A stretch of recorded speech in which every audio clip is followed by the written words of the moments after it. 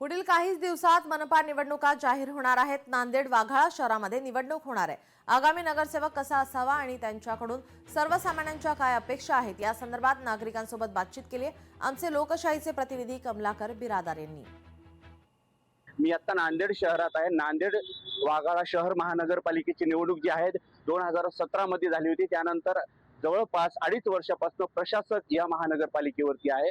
आपल्यासोबत सर्वसामान्य नागरिक आहेत, त्यांच्याकडून जाणून घेऊयात। दादा, काय सांगाल, आता निवडणुका होणार आहेत, आता कामं झालीत का तुमच्या वार्डामध्ये? आता झाले, थोडेफार झाले, तर काही राहिले। तर येणारा नगरसेवक कसा असावा असं वाटतं? येणारा नगरसेवक लोकांना सुविधा देणारा असावा। प्रत्येक वेळेस रोड, नाली आणि ह्याचेच विषय चालत असतात महापालिका आली की।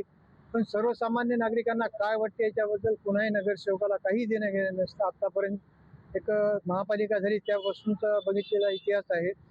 तर नागरिकांना आरोग्य आणि शिक्षण ह्या बाबतीमध्ये जागरूकता निर्माण करून आपल्या वार्डामध्ये ह्या दोन गोष्टीची जास्तीत जास्त सुविधा कशी पुरवता येईल असा नगरसेवक असावा असं आम्हाला वाटतं। विकास कामाचं म्हणाल तर काही फार असं काही जाणवत नाही आहे। ज्यावेळेस प्रशासक आले तेव्हापासून थोडीफार कामं रस्त्याची वगैरे होताना दिसत आहे।